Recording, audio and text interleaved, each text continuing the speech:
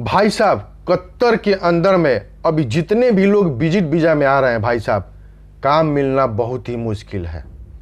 मैं इसी के बारे में आपको बताऊंगा, सारी जानकारी दूंगा आपको कि विजिट वीजा पे आने के बाद यहाँ पे क्या क्या प्रॉब्लम होता है, क्या क्या आपको प्रॉब्लम फेस करना पड़ेगा और काम क्यों नहीं मिल रहा है। अभी के पीरियड में क्या समस्या आ गई है कि काम नहीं मिल रहा है, तो इसी टॉपिक पे मैं बात करने वाला हूं। तो जल्दी जाइए, अपने भाई को सपोर्ट कीजिए, सब्सक्राइब कीजिए, लाइक कीजिए, शेयर भी कीजिए ताकि और भी लोगों को जानकारी मिल सके।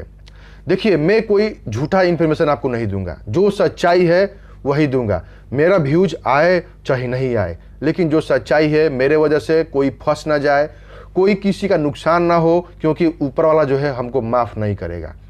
तो इसीलिए मैं आपको जो सच्चाई है मैं आपको वही बताऊंगा, इसमें आपको कोई फेक फाक न्यूज नहीं है। तो चलिए वीडियो स्टार्ट करते हैं। दोस्तों, अगर कतर में अगर आप विजिट वीजा पे आना चाहते हैं तो विजिट वीजा पे आने से पहले आपको 3-4 जो कंडीशन है आपको जान लेनी चाहिए। सबसे पहली बात, अगर आप विजिट वीजा में आते हैं तो आपको रूम की सुविधा है कि नहीं है। अगर आप होटल में रुकते हैं भाई साहब, तो होटल में आप बिक जाएंगे, क्योंकि होटल का चार्ज बहुत ज़्यादा होता है, बहुत ही हाई लेवल का चार्ज होता है। आपको काम ढूंढने में बहुत सारी परेशानी होगी। तो इसीलिए सबसे पहली बात कि आपको रूम लेना बहुत ज़रूरी है। चाहे आपके रिश्तेदार हों, चाहे आपके दोस्त हो, कोई भी है, उनसे बोलिए कि हमको रूम चाहिए, तो उनसे पहले रूम ले लीजिए, क्योंकि रूम की समस्या है बहुत ही ज़्यादा कतर के अंदर में है। ठीक है। दूसरी समस्या, काम मिलने के लिए आपको कम से कम 1 महीना से 1.5 महीना कम से कम समय चाहिए आपके पास, क्योंकि आप जाते जाते आपको काम नहीं मिलेगा।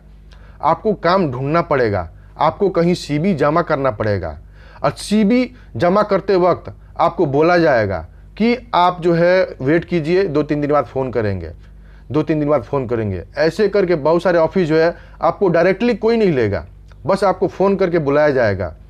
इसीलिए आपको काम ढूंढना पड़ेगा, काम ढूंढने में आपको वक्त लग सकता है। ठीक है।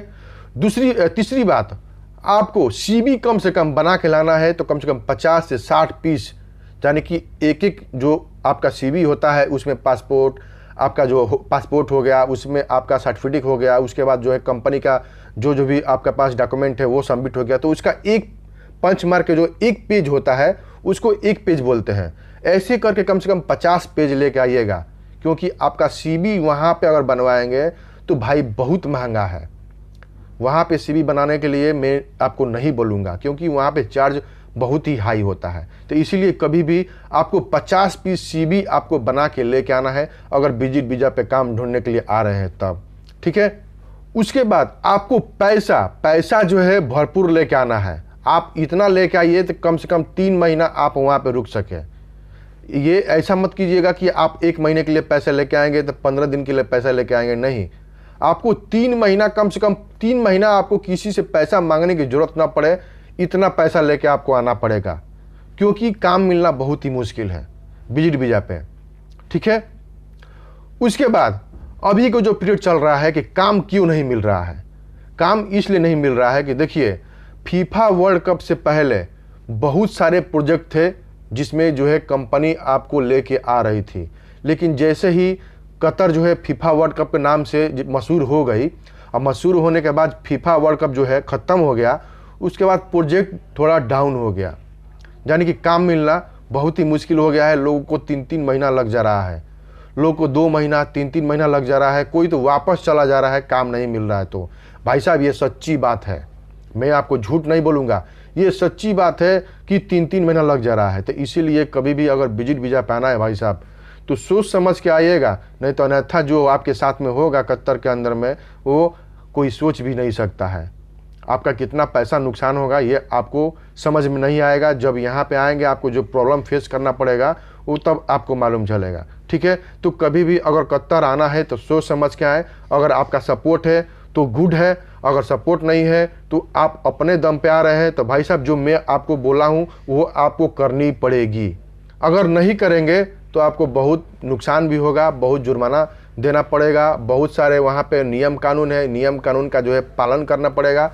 अगर नियम कानून अगर आप पालन नहीं करते हैं तो आपको फ़ाइन देना पड़ेगा, तो फाइन देने की वजह से आपका पैसा जो है खर्च हो जाएगा। तो इसलिए मैं बार बार आपसे रिक्वेस्ट कर रहा हूँ कि जो मैं आपको बोला हूँ वो आपको करनी पड़ेगी, नहीं तो अगर अपने दम पे आ रहे हैं तब, अगर किसी के भरोसे पे आ रहे हैं तो आप अपने हिसाब से काम करें। ठीक है, तो चलिए मैंने सारी जानकारी आपको दे दी है इस वीडियो में। तो जल्दी जाइए हमारे चैनल को सब्सक्राइब कीजिए, लाइक कीजिए, शेयर कीजिए। चलिए वीडियो को समाप्त करते हैं। जय हिंद, जय भारत।